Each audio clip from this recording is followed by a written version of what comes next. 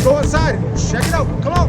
Okay, guys, so we got the boys cardboarding up all the windows and shit just in case it doesn't get scratched. And fuck, I think that was this. Okay, so we got the boys cardboarding up the windows, make sure we don't scratch them or because there's lots of rubble falling and shit. It's nice and warm in here. I got the heaters going. I run my LB whites thermostats, maintain what temperature we like. And then I use my good old trusty shirt flames just to pump the heat in here. Those things just fucking slam. So yeah, it's nice and warm in here. But let's talk about what's going on here. So as you can see, Paul's not already opened up an area. He's had problems with leaking like for as soon as he bought this house. So we'll see what's behind here. And then you can see that somebody has painted all the cracks here.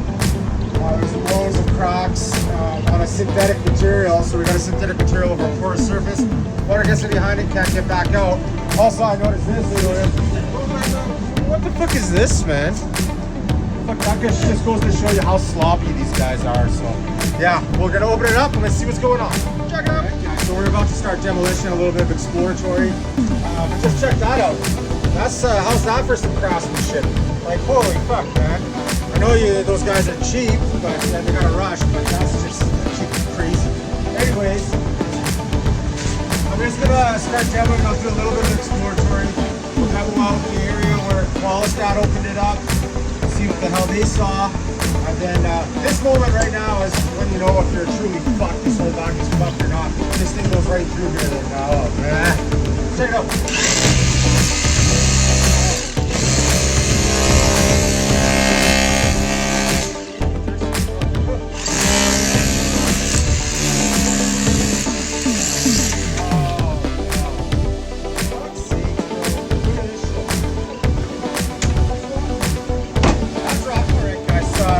This off here, and obviously as you can see we got a pretty big mess underneath all this fucking textured acrylic. All the paper shot, they only have one layer of paper. And as you can see, I like to always look at the pattern so I can figure out exactly where it was coming from. You can see along the corner along this window, it just starts getting a little bigger, the paper starts getting deteriorating more. It keeps going over here, and it gets down to the splashing, and all this has no drainage.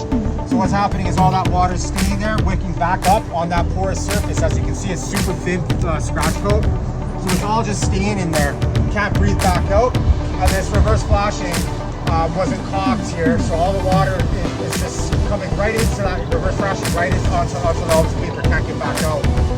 So yeah, so if you're using a synthetic material instead of cement, these reverse flashes can be really detrimental. They do more harm than they do good. Because water can just get right in there and can't get back out. So yeah, well, we figured that out. Let's just keep ripping it off. Check it out, guys. So we're demoing here, and we've gone past the area where it's all rotten because it's coming from that penetration like I explained. I just want to show you a couple of the things that these cheap stucco contractors do to cut corners. This is one layer of paper, and that 2 layers has been building coated for fucking ever. This right here, this is clearly only one coat scratch coat. Look how thin that is. It's not even close to 3/4 of an inch. And that was code when I started doing stucco, which is fucking a long time ago. So yeah, there's lots of things going on that are completely wrong here. Let's continue this exploration. Check it out, guys. Check this out. Oh, fuck, bro. Oh man, that's bad. Check it out, guys. So the demo is all done, and check this baby out. What a nightmare.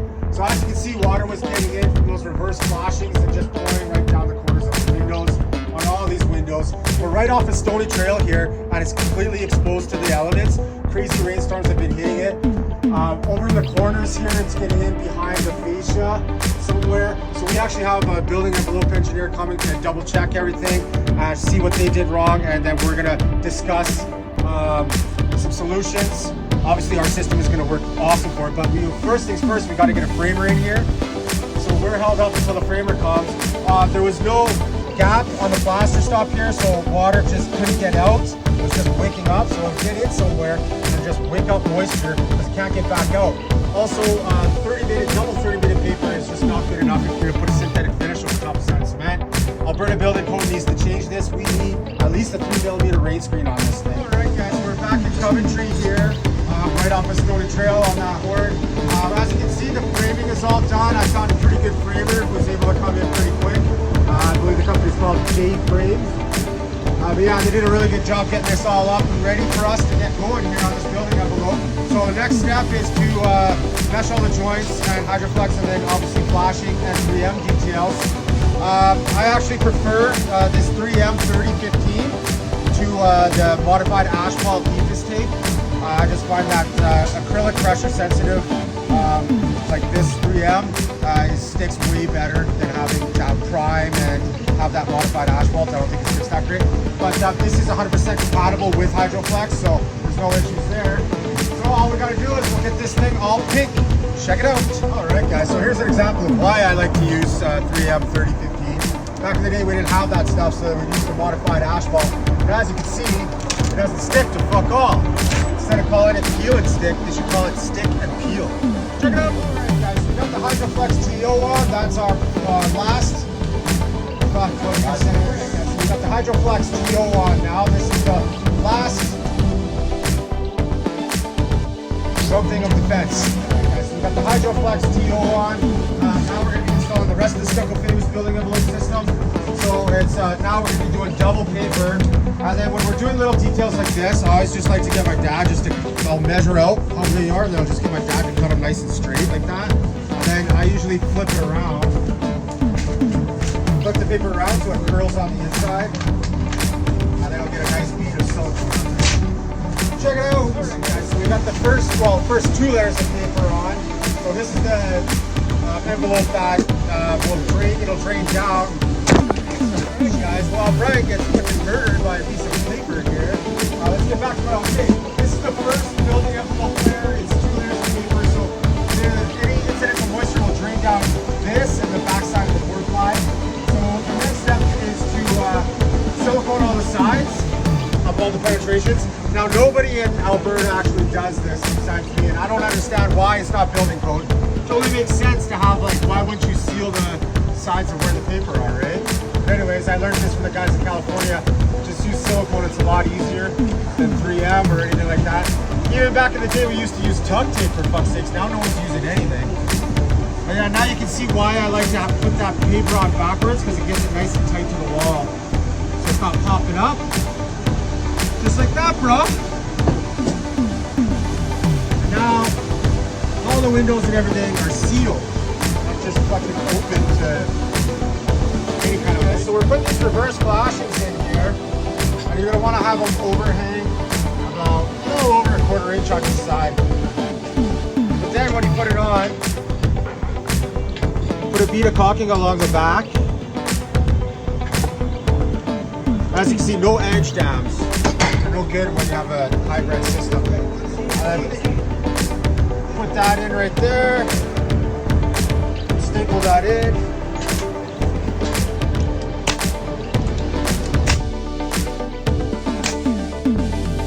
After we're all done, I'll also caulk reverse flashing from the front side. Make sure it's super sealed up. Check it out, guys. So it's time to do the window details. So first things first, we got a reverse flashing here. There's no end gaps. The building code does not call for the end gaps. The end gaps funnel water in there, especially on acrylic stuff. You don't want that. So we got the reverse flashing, got a plastic stuff under that. And now we box out every penetration with plastic stuff, like so.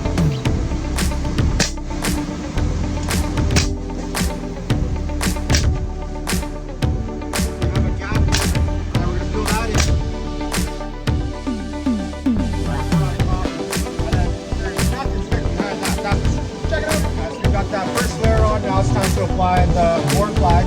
I'm a huge fan of this product. It's a rain screen on a budget. As you can see, one side's just regular chart paper, and then it's corrugated on the other side there. So it's like a 3mm rain screen.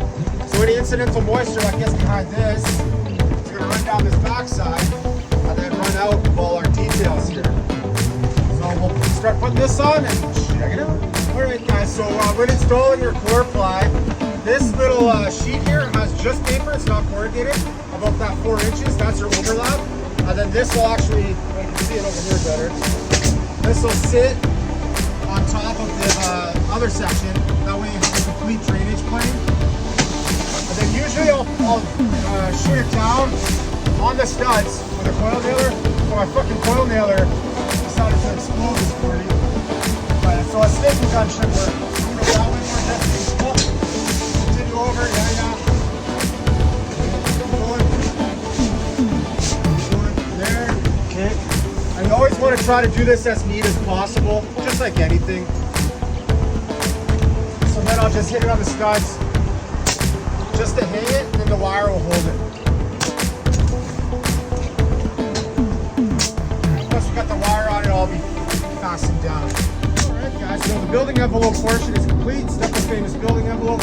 As you can see, we actually siliconed every staple. When you're doing leak jobs, you just want to make sure that you take all the extra steps just to make sure that nothing happens, even though it's got a rain screen and all that shit. Actually, the building envelope engineer from Qualistat said it was kind of overkill, but overkill, sure. When your house is leaking, you want overkill. So we got all that silicone. We actually put the scratch joint in here. There wasn't one before. That'll just help reduce cracking. So yeah, let's get to the scratch coat. Check it out. Alright guys, so we're on to the second coat. And so this is dried up really nicely. We left the heater on for a little while there, but there's still a little bit of moisture in it. Ah, fuck, I don't know. Alright guys, so we're on to the second coat, and it dried up real nice here, but we got a little bit of moisture left in it. What do you want to do for your second coat, because I let it dry, I didn't double back in winter time, that's just going to help reduce cracking. What you want to do is you want to skim out real quick.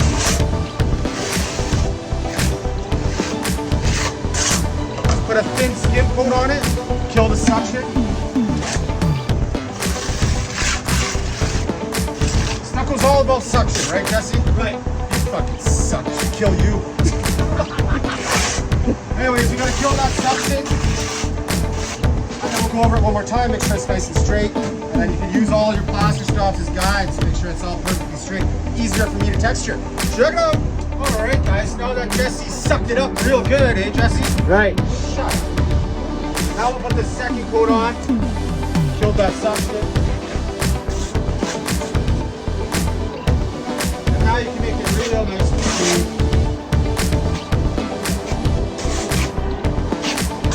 Actually straighten it out properly.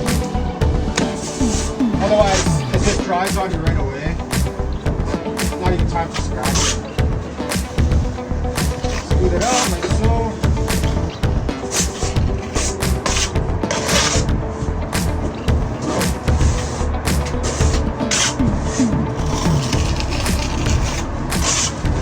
Then, I even bought a new scratch brush.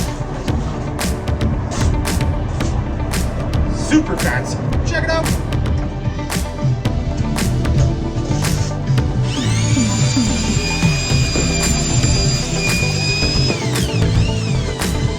Alright guys, we are back on this Coventry house, building envelope job with the whole fucking framing was all screwed up. Off the storage trailer here. We took a bit of a break over the holidays, but it's Boxing Day, might as well get back to work. So right now we have Jesse priming. Priming when you're using acrylic over sand and cement is super important because you have to remember acrylic wasn't meant to go over sand and cement. This is a hybrid system, which means it was fucking somebody just made it up. So priming helps a lot when you're going over sand and cement. Helps with adhesion, helps with efflorescence, coverage, all kinds of good stuff. It says it on the instructions, so you better fucking do it.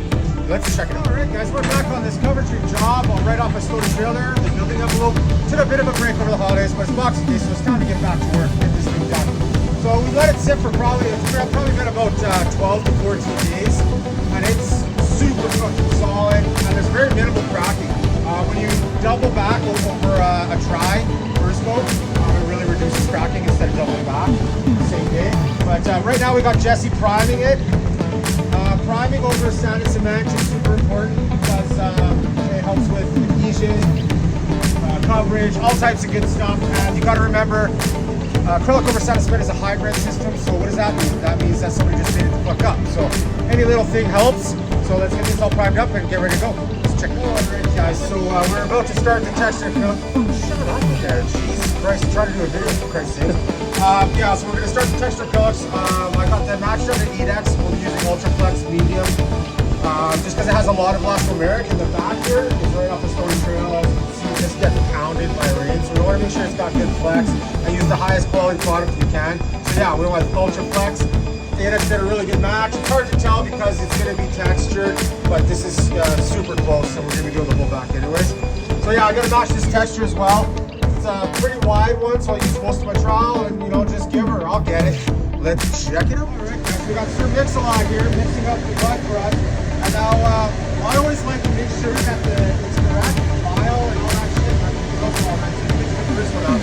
Always check that against your sample, make sure everything's dead on. So you don't want to redo this one. Find out some kind of technical error or something.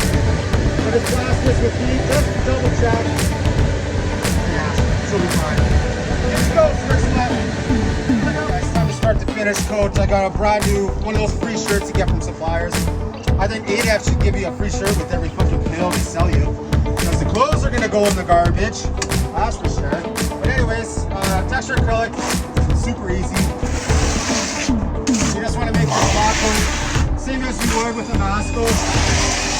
Keep your lines straight instead of going sideways because that fucks the texture up. And then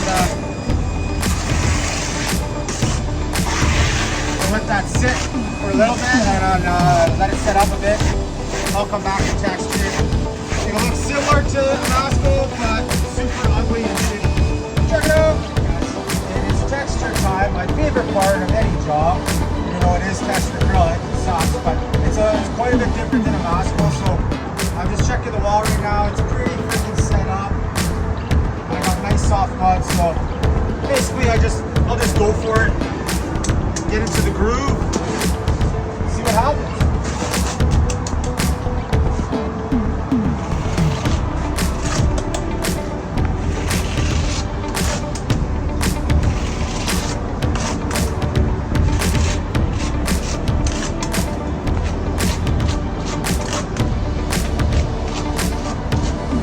Something like that. Check it out. Alright, guys. So yeah, I got it all done, all textured up. Took about 2.5 hours. And my back and shoulder are fucking killing me, man. 20 years of doing this shit really takes a toll on the body. But we're back tomorrow and do some macaroni caulking. Check it out, guys. So we're on to the final steps of this project. The final steps of the Stucco famous building envelope system. And this is a step that I think is super important and I believe in. Macaroni caulking. So as you can see, we've got the inside of the window is already sealed to the 30-minute paper, core ply. Now we're just going to stuff this backer rod in here. Then I got my handy dandy tattoo gloves because I want to get this shit all over. It's so fucking messy, it's crazy. So tattoo gloves really help things. It's crazy. Yeah, you want to pump up. There we go. Get that fucker in there. And this is a super premium. The sausages come in, sausages. But there's a super premium high-end sealant. It's a hybrid sealant. Supposed to get that all in there. Tool it. Right, guys, there you have it. Another successful project using the Stucco famous building envelope system. 100% bulletproof. We're just doing the final touches now, but it looks pretty good for textured acrylic. But yeah, 10 to 1 says we will be back in this neighborhood to do the rest of these houses because that one's leaking for sure. That one's probably leaking. That one's leaking. You can see all the flat, the kind of silicone, all the plastic shit. This whole neighborhood's an absolute mess. Da Vinci Home Builders, I think it was the fuckers that did this job. But yeah, what a disaster. It's all fixed now. Until next time, always remember to keep it real, keep it 100.